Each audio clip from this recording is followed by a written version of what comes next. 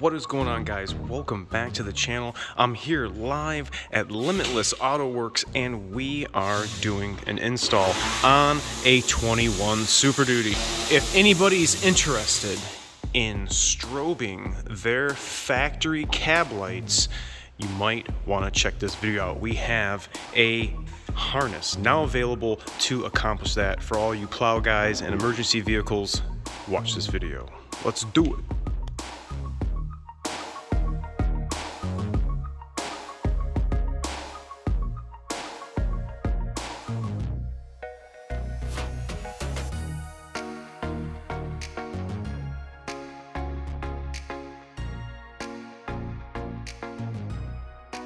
Alright guys, thanks so much for checking us out.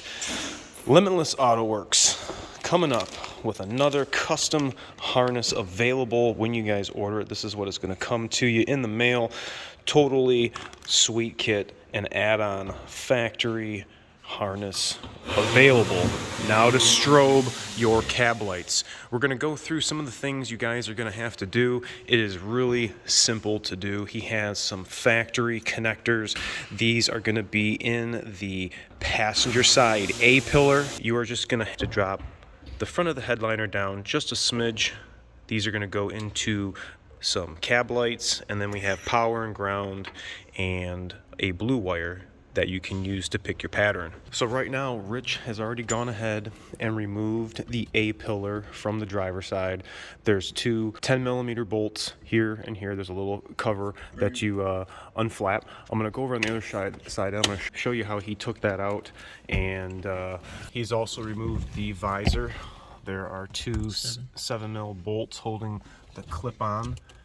If you guys saw my home link driver visor install, you'll see the fasteners that I'm talking about. One of the other things you're going to have to remove is the center plastic piece above the mirror.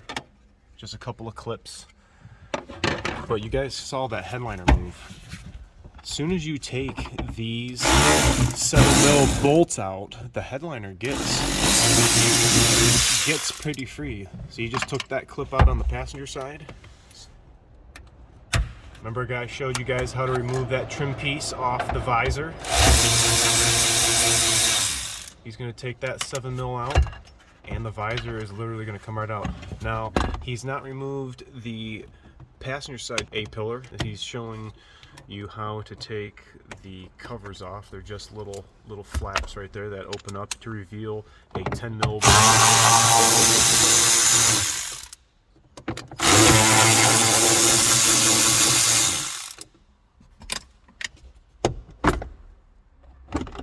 A-pillar pulls right to you. You can see he's disconnecting a tweeter speaker. There's just a little tab. You push the retaining button and that pops right off. Going to remove the weather stripping, and look at the headliner. It literally drops right down. There's a couple of magnets that actually, where are the magnets? There's actually one in the middle. I will put a link in the description to my Vista panel roof video that I made, and I'll show you where those magnets are on the other side of the headliner. But if we come around here to the passenger side, you see how quickly we got the trim pieces removed on the other side.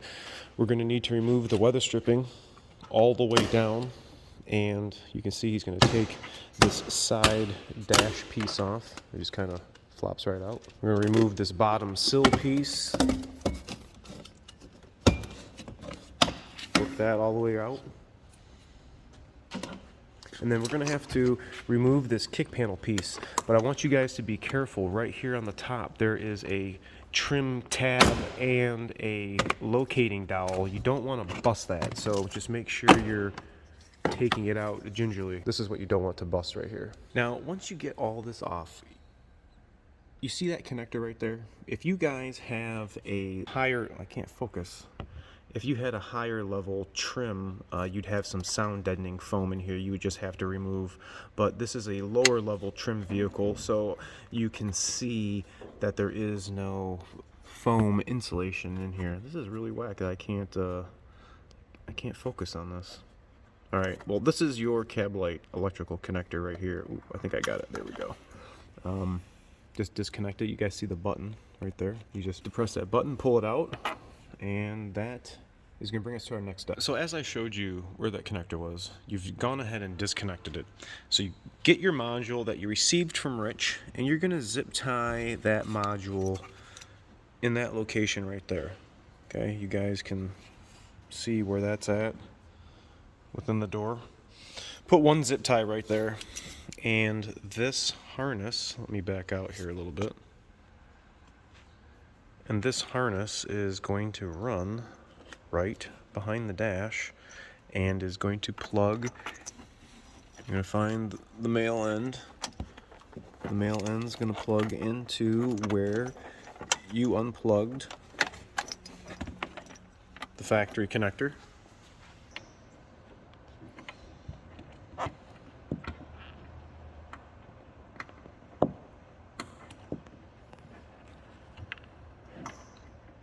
Then you can see he's going to plug the factory connector into his harness, plugging it right into the Y. And then you're going to just tuck that down into the dash, into the little cavity that it was in. And then we're going to come back to the other side, and we're going to route the harness in the same fashion. See these white clips that he's clipping the harness into? That is the factory location. We're in the headliner. We're going to be disconnecting what cab lights, Rich? The second and the fourth one to make them alternate. I can't get my arm around here. So disconnect those. The second and the fourth one. So we have from the right of the vehicle, shake that electrical connector, Rich. We have that one, and we have that one. So those are the two that you're disconnecting. And here's his harness. We ran alongside the A-pillar. We're plugging the first one into light number 2. Now we're plugging the other harness. We're plugging the other harness into light number 4. We're just going to put some tape over the factory end. Kind of tape it to the harness. And it's just going to stay up in the headliner and is no longer going to be used. So this is going to complete the under headliner installation, and then we're going to just go to the power and ground side of the module, and we're going to let the lights work. So once you've tacked the headliner back up, you just go ahead and get your weather stripping pushed back up. Get prepared to put your trim pieces back in. But the harness is going to be sitting just like that. Goes all the way up into the headliner, and it leaves our module and everything right here. We have a ground here that's going to be at the BCM. We got a power. And we're not worrying about these two as a steady burn and a sync wire. But this blue one is how we're going to set our pattern. So once we get it power and grounded, we're going to hit this to ground and pick our flash pattern for all 5 lights. So we got the ground hooked up, like Aaron said, to the ground for the body control module. It's just right here. What we're going to do is, this is the power wire that's going to either go to your upfitter switch or an aftermarket switch that you supply. So you're basically going to either hook this to the pass-through wires to get it out to the upfitters, or run it through the floor, however you want to do it. But this one's going to go to a switch. This is a steady wire, basically scene lighting, which not necessary on the cab light harness, so you could just cut this, put a little piece of tape over it, and isolate it. This wire is synchronization, so let's just say you wanted your cab lights to flash in pattern with your fog lights or something. You would hook the 2 modules together. But since this one we're only doing the cab lights, again, don't need this wire. You could snip it, put some heat shrink over it. And then this wire right here is how we're going to change the pattern. So once you have your power hooked up, you're going to take the end of this wire, touch to a ground source for 1 second. Every time you touch it for a second, it's going to cycle to the next pattern. Once you find a pattern you like, I recommend snipping the end of it off, put some tape over it or heat shrink over it just so it doesn't accidentally touch ground again, and you're good to go. So what we're going to do right now is we're going to hook up just a jumper wire that I have hooked to the battery, and then a ground that I have hooked to the battery. So right now, our cab lights are flashing. So what I'm going to do now is every time I touch this wire for 1 second to a ground, we're going to cycle to the next pattern. So 1 second here.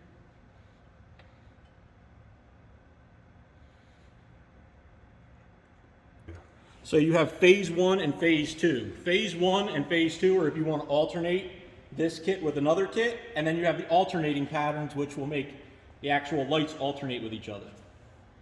So give me 1 second, I'm going to grab a little switch and so I can see what I'm doing. So right now I'm just going to press a little momentary button I have as a jumper.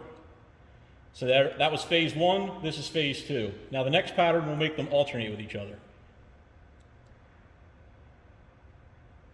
Then the next pattern is phase 1, phase 2, alternate.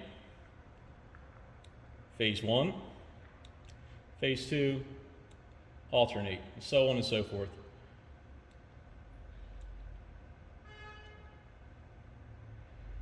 So there's a ton of patterns. Once you find one that you like I said, we just snip that blue wire, put some tape or heat shrink over it so it doesn't accidentally ground out on you and change pattern when you don't want it to.